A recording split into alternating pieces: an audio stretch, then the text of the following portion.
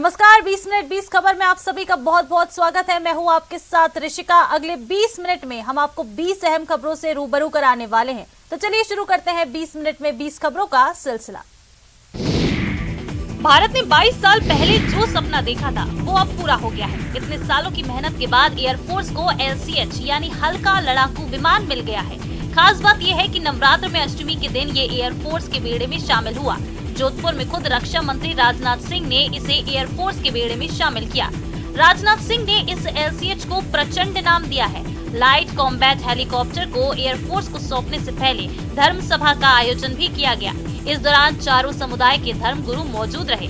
कार्यक्रम के बाद रक्षा मंत्री राजनाथ सिंह ने प्रचंड में उड़ान भरी।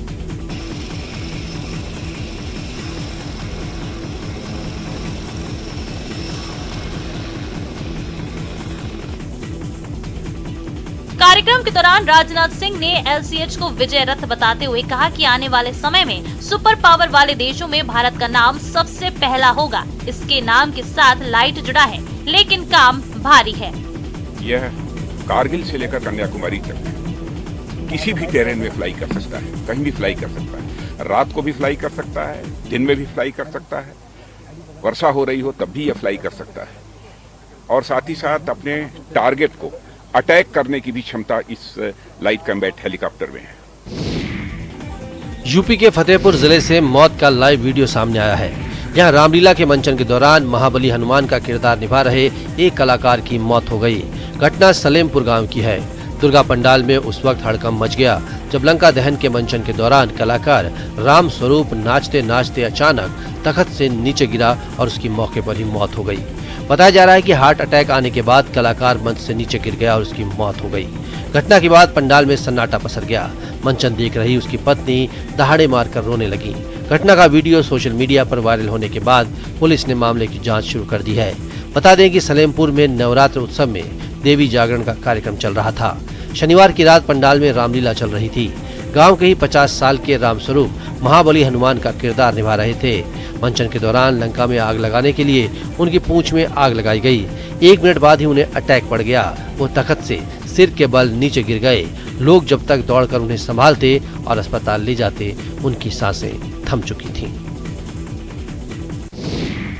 कहने को तो ये स्कूल है जहाँ पढ़ाई के साथ साथ बच्चों को अच्छी राह पर चलने की शिक्षा दी जाती है, लेकिन वही स्कूल जब जंग का मैदान बन जाए तो बच्चे क्या सीखेंगे।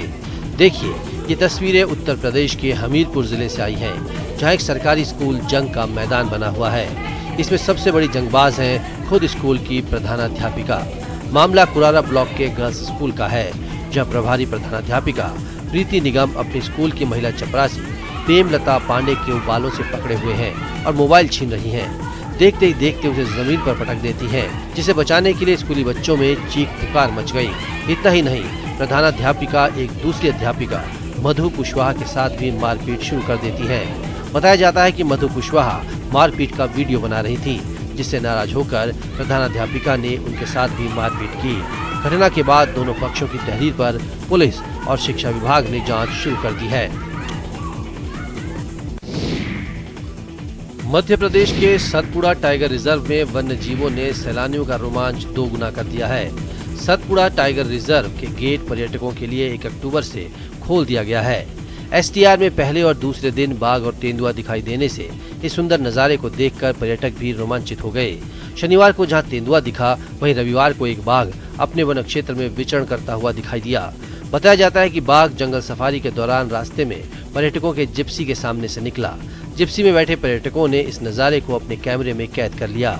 बाघ को आता देख जिप्सी भी पहले ही रोक ली गई और बाघ को रास्ते से निकलने दिया गया। इसके बाद बाघ रास्ते से निकलते हुए घने जंगलों में चला गया।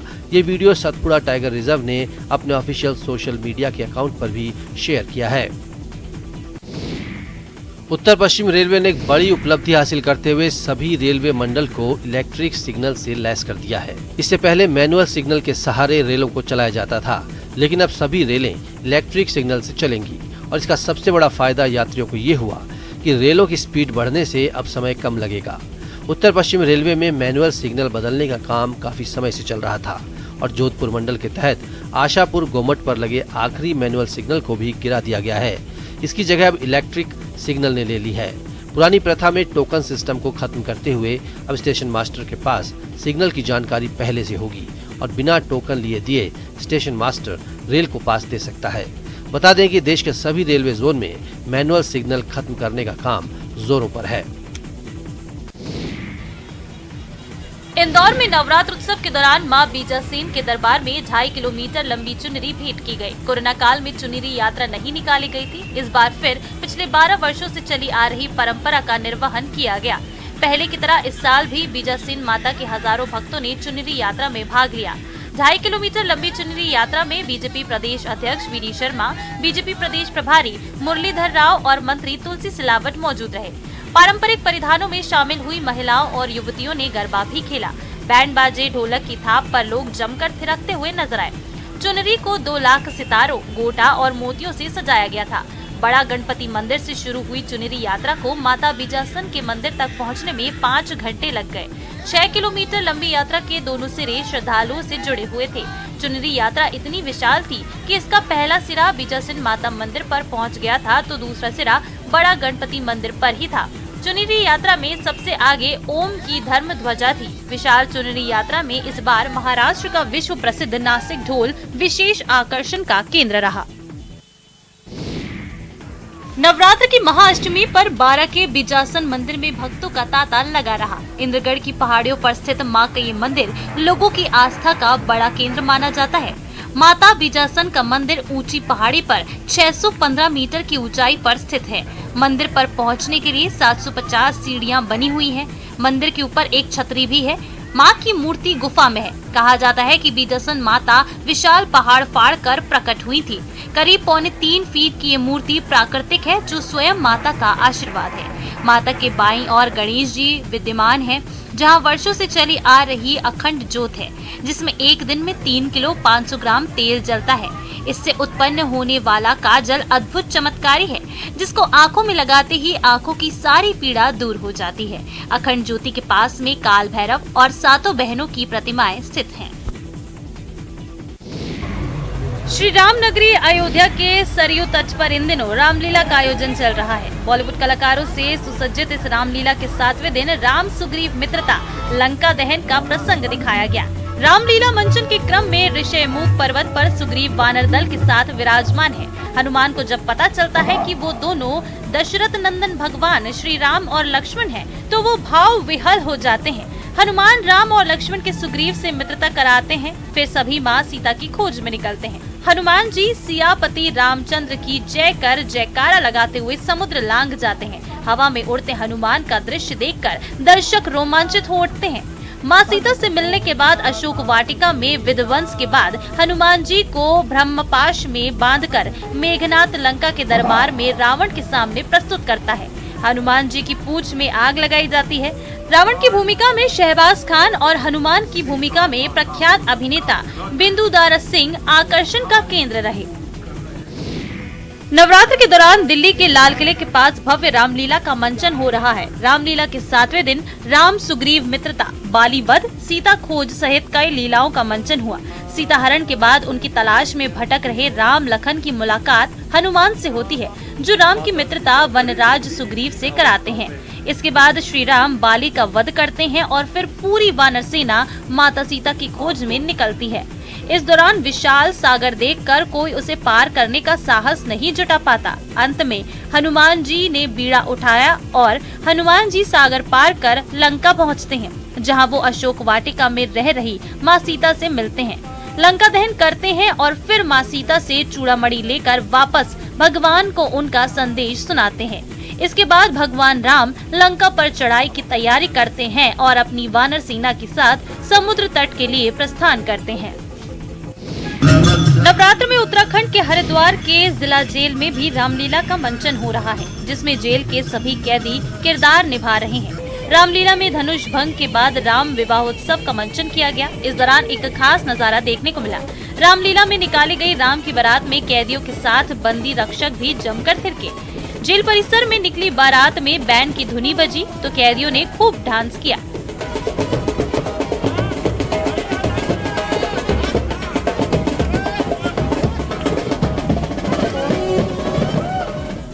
कैदियों को डांस करते देख वर्दी वाले बंदी रक्षक भी राम की बारात में डांस करने के लिए कूद पड़े और ढोल नगाड़ों की थाप पर जमकर थिरके।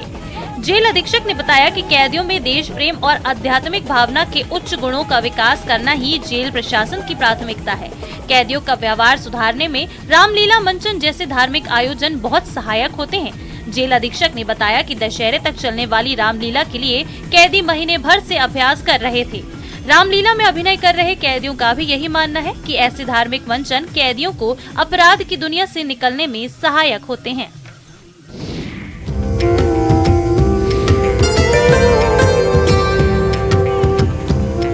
दुर्गा पूजा की बात हो और कोलकाता की चर्चा ना हो, ऐसा हो ही नहीं सकता।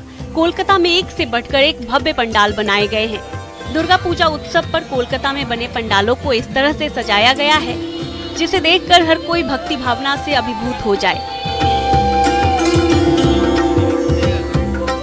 आरामबाग में दक्षिण भारत के प्राचीन बौद्ध मंदिर की तर्ज पर भव्य पंडाल बना है। यहाँ के भव्य पंडाल और मां की आकर्षक प्रतिमा को देखने के लिए दूर दूर से भक्त पहुँच रहे हैं। दुर्गा पूजा पंडाल की सजावट शानदार है। पंडाल को बाहर से सांस्कृतिक विरासत के अनुसार सजाया गया है। इस दौरान भोर से ही देवी मंदिरों में पूजा पाठ करने वालों की भीड़ लगने लगी। मां के जयकारे के साथ भक्तों ने विधि विधान से मां की आराधना की और मत्था टेका। देश भर में दुर्गा पूजा की धूम मची है। लोग पूरी आस्था और श्रद्धा के साथ मां की आराधना कर रहे हैं। इस मौके पर कई जगहों पर शानदार दुर्गा पंडाल का निर्माण किया गया है जो लोगों के आकर्षण का केंद्र बने हुए हैं। असम में भी बड़े ही धूमधाम से दुर्गा पूजा मनाई जा रही है।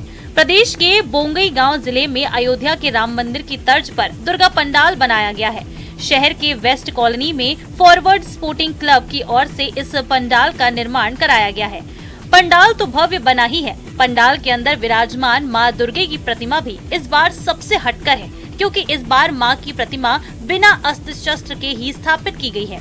मां को इस बार शांति के प्रतीक के रूप में दिखाया गया है।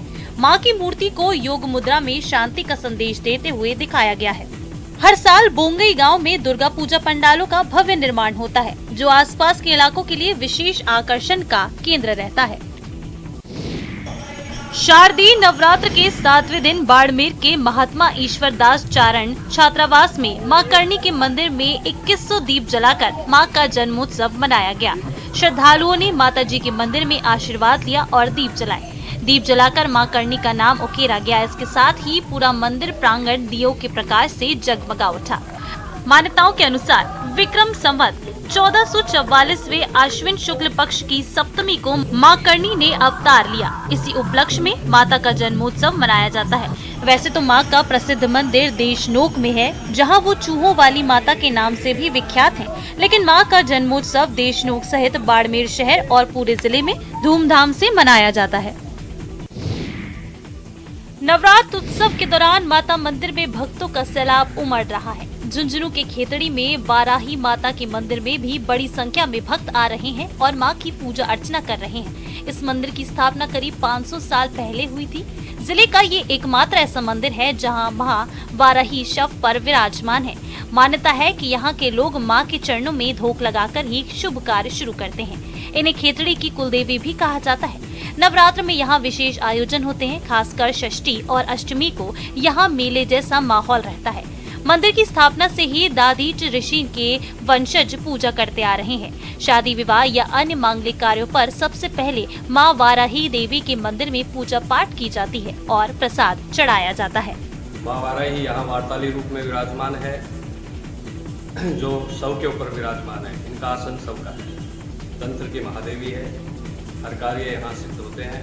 ये खेतड़ी के लोगों के अंदर सबसे लोकप्रिय और सबसे महत्वपूर्ण मंदिर ये यहाँ पे रहा है। ये एक रियासतकालीन मंदिर है जो करीब 500 साल पुराना है, जो शक्ति का एक पुंज है मां वाराही देवी। वैसे तो नैनीताल अपनी खूबसूरत वादियों के लिए मशहूर है और पर्यटकों के बीच काफी लोकप्रिय है, लेकिन इन दिनों ये सरोवर नगरी मिनी बंगाल बनी हुई है। दरअसल यहाँ इन दिनों दुर्गा पूजा की धूम है। शहर में कई जगहों पर पंडालों में मां की प्रतिमाओं की स्थापना की गई है। सुबह से मां दुर्गा के दर्शन के लिए पंडाल में भीड़ आ रही है तो मां के जयकारों और घंटियों की गूंज मां दुर्गा के प्रति आस्था को और गहरा कर रही है। शाम होते ही नयना देवी में धनुची पूजा के लिए लोगों का जमावड़ा लग रहा है। कपूर नारियल की जटाओं से होने वाली धनुची पूजा के दौरान लोग मां दुर्गा की स्तुति भी कर रहे हैं, तो 1000 कमलों से होने वाली पूजा भी सैलानियों और स्थानीय लोगों को अपनी ओर खींच कर ला रही है। नैनीताल में पहाड़ी और बंगाली 66 सालों से इसका मिलकर आयोजन कर रहे हैं। पूजा के दौरान धनुची पूजा इसका आकर्षण रहता है। बंगाल से नैनीताल आए हुए लोग भी दुर्गा पंडाल में आकर खुद के घर में होने का एहसास करते हैं। असत्य पर सत्य की विजय का पर्व दशहरा पूरे देश में धूमधाम से मनाया जाता है। जगह जगह रावण के पुतले जलाए जाते हैं, लेकिन एक स्थान ऐसा भी है जहां पर रावण का पुतला नहीं जलाया जाता। उसका प्रतीकात्मक रूप से वध किया जाता है, क्योंकि वहां के लोग रावण को अपना जमाई मानते हैं। मध्य प्रदेश के मंदसौर के खानपुरा इलाके में रावण की बड़ी विशाल प्रतिमा स्थापित है। यहाँ पर सैकड़ों सालों से रावण को पूजने की परंपरा है। बताया जाता है कि नामदेव छिपा समाज लंका नरेश रावण की पत्नी मंदोदरी को अपनी बहन बेटी मानता है। इस कारण रावण को यहाँ पर जमाई का दर्जा दिया हुआ है। दशहरा पर्व आने से पहले नगरपालिका की ओर से रावण की इस विशाल प्रतिमा का रंग रोगन कराया जाता है और उसे सजाया जाता है। यहाँ पर आकर्षक रोशनी भी की जाती है। दशहरे के दिन सुबह से लोग रावण को पूजने आते हैं। ढोल नगाड़े साथ में लेकर आते हैं, हाथों में थाली लेकर आते हैं और विधिवत रावण की पूजा अर्चना कर उन्हें दशहरा पर्व मनाने का निमंत्रण भी दिया जाता है। यहाँ पर रावण का पुतला नहीं जलाया जाता, बल्कि उसका वध किया जाता है।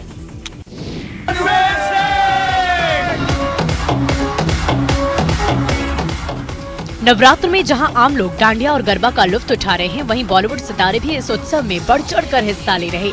मुंबई में बीजेपी के मराठी डांडिया फेस्टिवल में अभिनेता रणवीर सिंह ने जमकर धूम मचाई है। रणवीर सिंह ने फिल्मी गानों में जमकर डांडिया खेला। रणवीर सिंह को देखने के लिए डांडिया महोत्सव में भारी भीड़ नजर आई। लोग रणवीर सिंह को अपने बीच देखकर काफी खुश थे और रणवीर के साथ रंग बिरंगे परिधानों में सजे लोग भी जमकर थिरकने लगे। गरबा और फिल्मी गानों का जब सिलसिला शुरू हुआ तो लोग पूरी तरह डांस करने में मगन हो गए। आएगा अपना टाइम आएगा, मेरे जैसा शाना लाला तुझे ना मिल पाएगा। अपने चहेते सितारों को देखने के लिए हजारों हजार की संख्या में लोग पहुंचे थे। रात भर चले इस प्रोग्राम में फिल्मी सितारों ने अपने फैंस के साथ डांडिया किया। लोगों ने भी अपने पसंदीदा एक्टर पर जमकर प्यार लुटाया और खूब एंजॉय किया। रणवीर सिंह भी लोगों का उत्साह बढ़ाने में पीछे नहीं रहे, जिससे माहौल काफी मनोरंजक बन गया।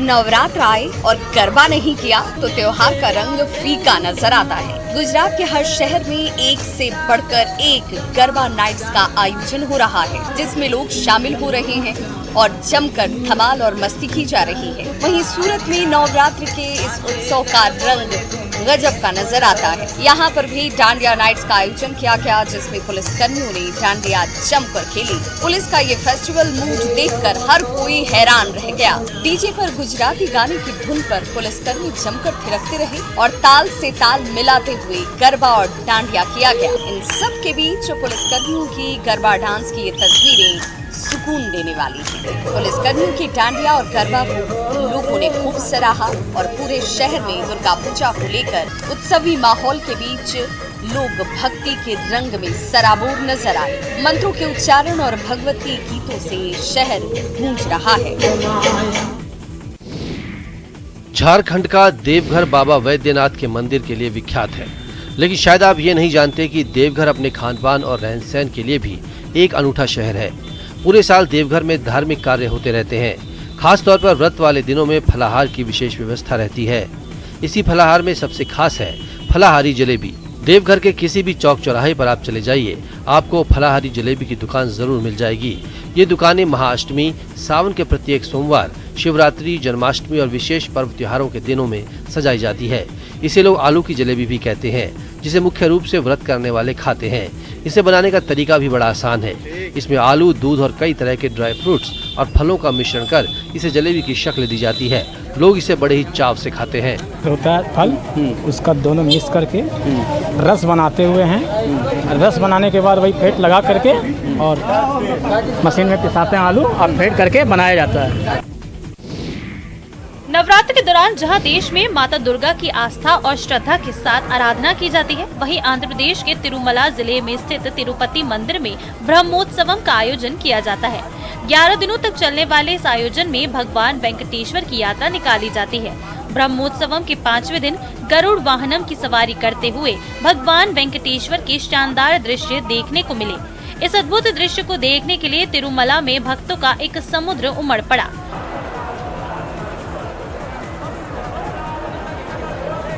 गरुड़ वाहन गोविंदा गोविंदा इन मंत्रों ने पहाड़ी शहर को भक्ति सागर में डुबो दिया। गरुड़ ध्वज श्री मल्यप्पा अपने पसंदीदा वाहन पर प्रकट हुए तो दर्शन के लिए भक्तों में होड़ मच गई। जानकारी के मुताबिक इस यात्रा में करीब 4 लाख भक्तों की भीड़ शामिल हुई।